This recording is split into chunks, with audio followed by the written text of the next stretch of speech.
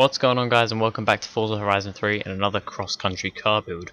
My vehicle today is the Radical RXC Turbo. This was added in the Rockstar Energy car pack, the newest car pack for Horizon 3, and I wanted to see how it would do because this is a car that could very well rival the Aston Martin Vulcan, currently standing at the top of the table for a long time, because this has 998 PI, which means it's right at the top of S2 class. I couldn't fully upgrade it, much like the Viper, because it would go into X class. It only has 634 horsepower, however 494 torque, and only weighs 997 kilograms.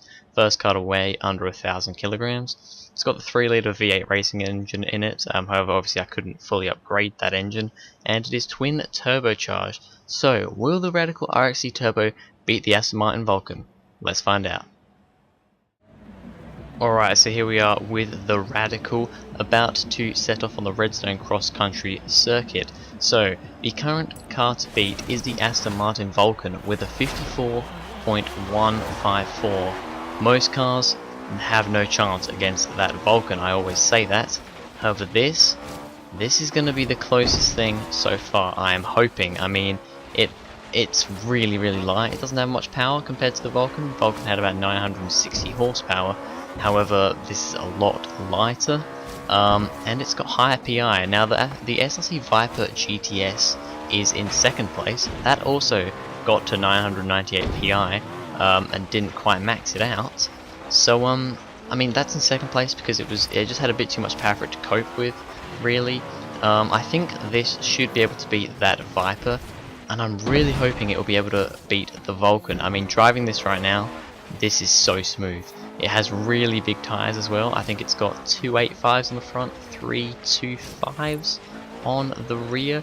It is, of course, rear all-wheel drive now, so that's something to think about. Obviously, the speed is not tremendous. However, the acceleration is ridiculous because, you know, it's all-wheel drive and it weighs practically nothing.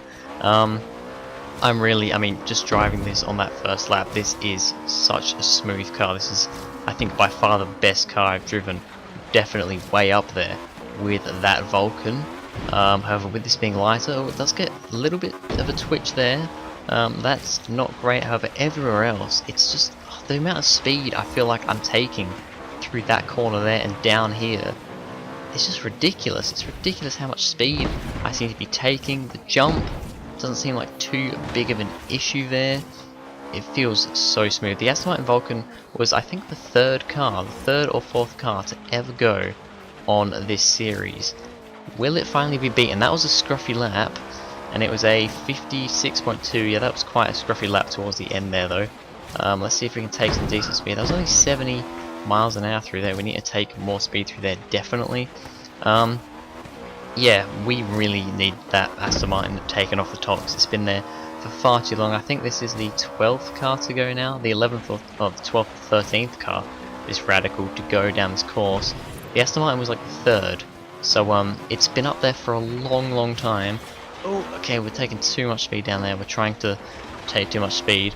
Yeah, that Aston Martin needs to get pushed off the leaderboard, and I think this could be the car to do that.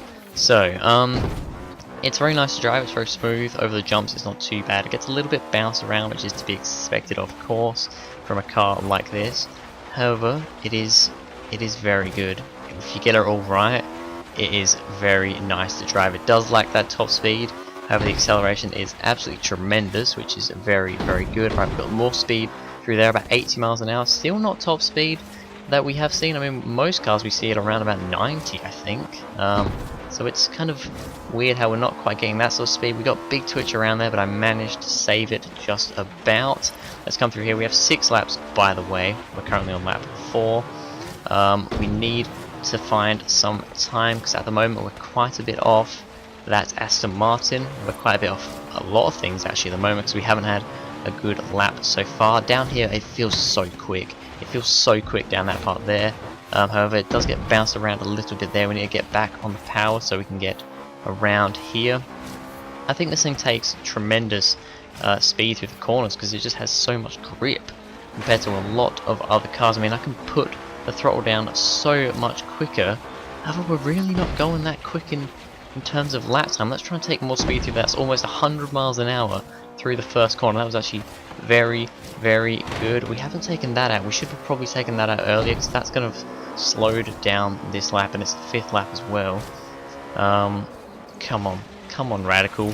We can do this. I want, you know, that Aston Martin was an amazing car, but I want something else at the top of the leaderboard, because it's just going to be there forever otherwise, and I don't really want that. Alright, we took quite a tight line there, however it's worked out quite well. We've got around there with a lot of speed. Let's try and get plenty of speed down here, but make sure we get on the brakes so we don't get bumped around too much, and then straight back on it, back on the power through this bit here. This is where it's pretty good if you get things all right. Let's come on round here. This feels like a much better lap than what we've been having so far. On the power, we're still way off. We are still way off anything, really. I mean, we're in the high 55s. Sorry. Now that those things have gone here, though, we can kind of take a better line through there. This is the last lap. I don't know. I mean, if there's a miracle, then maybe we'll be able to beat that Aston Martin. However, at this current point in time, it's not looking like we're even going to get into the top 3, which is a bit of a surprise. I'm really just throwing everything at it now, but I think I've kind of overdone it a bit too much. Yeah, I really don't know what's happened here. Okay, we've taken a lot more speed over that jump this time.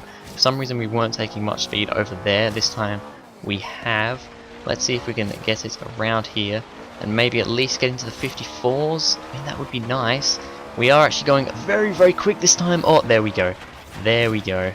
I thought that was going to be it. For some reason, we weren't taking much speed over the jump in the previous laps. That time, I just kind of committed a bit more, took more speed over that jump, and it worked. I was very confused on why this wasn't going fast. We actually got very lucky on that last lap. I just wasn't committing quite enough, I don't think. I don't know why.